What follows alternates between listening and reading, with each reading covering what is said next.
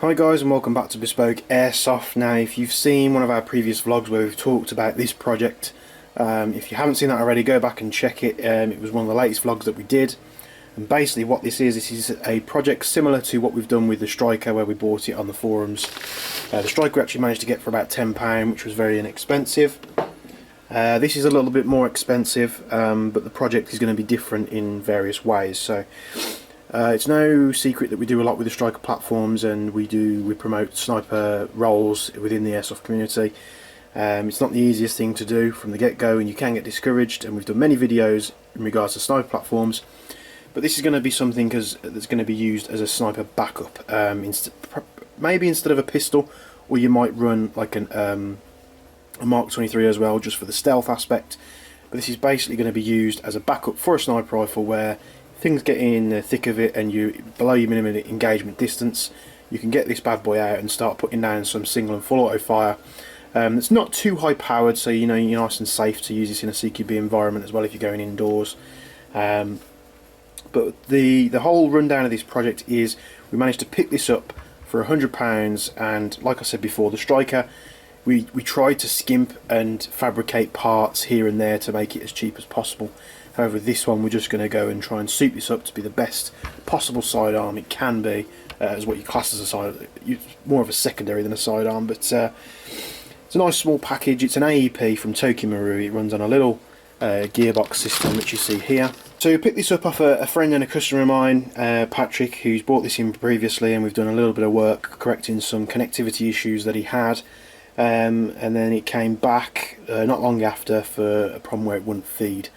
Now, we took it apart straight away to see what was going on, and then found out that it was quite a bad break. As you can see, the whole front of the gearbox there is missing, and the piston and everything came out the front.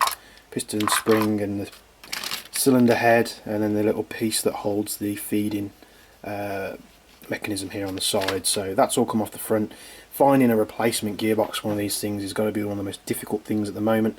You can see stores that sell a complete gearbox from Tokyo Marui for about £140, £150 roughly, but most places are out of stock, and getting just spares for this thing is extremely hard. So while we're going through this project, if you've got or know anybody that's got spares for these things, please let us know, because we would like to get a gearbox casing. So that being aside, we relayed the information back to the customer and said, look, this gun's gearbox is gone completely. We haven't really looked at the gears yet, but without the front of the gearbox being there, it's gone. So Patrick actually decided to go out and get a replacement gun, and he actually went with an MP5 high cycle. He's very pleased with it, and because we have people coming in looking for parts all the time, says, do you want me to try and help you out moving this on, as I know a few people that run Tokyo Marui MP7s and they're always looking for spares and such. So he said yes. He gave me a price of what he wanted for it. He did have some other accessories as well, like angry gun suppressor and stuff, and he broke it down to a list, to which I said, well, we could use this as a series for the YouTube channel, and we could do a backup for a sniper platform, which I'm in desperate need of anyway. I run a lot of pistols, but having something that can put down a lot more firepower, a lot more reliably than say a gas or a gas SMG like an MP9 or something like that, MP7. You just got the adjustability of this, putting a battery in, and when you pull the trigger it fires, hopefully. So we actually said to Patrick, we won't have the suppressor and everything because it was missing some screws anyway, but we'll have the MP7, we'll have all the mags, we'll have all the spares and such, or the gearbox and everything that should go inside. And we came to a figure, so we had it for about £100, which I don't think is too bad of a deal. Obviously, he's had this gun for about 6 years. The owner before him had it for about 2 years, I think he told me, so it's about 8 years old, this gun. So it comes with we've got the holster with it, which I've just slapped on a G-code adapter there, just so it can slot onto my other holster platforms. We've got 6 mag mid caps, one of which seems to be faulty because it's got a label on the side saying it only holds about 60 BBs. Got a brand new Tokyo Marui high cap magazine, and then we've also got the standard 50 round TM magazine as well. So plenty of mags to get this thing running. Everything in it's pretty much standard apart from a spring upgrade, which I think he had done early on in owning the gun, or by the previous owner. I think this is an Eagle 6 spring, so That can be transplanted into a new gearbox if we can get it. Now, in start of going into this and sort of breaking it down and starting the project, we're going to try and get a gearbox casing, like I've said before. If we can't, you can find the sort of the Well or the JG gearboxes complete on eBay for I think about £27, so it's really cheap and inexpensive. So if we can't find anything, I'd like to keep this Tokyo Marui, I'd like to be purist and keep this original, and then perhaps put some Lilacs upgrades in there, as many as we can find. So we're going to do that.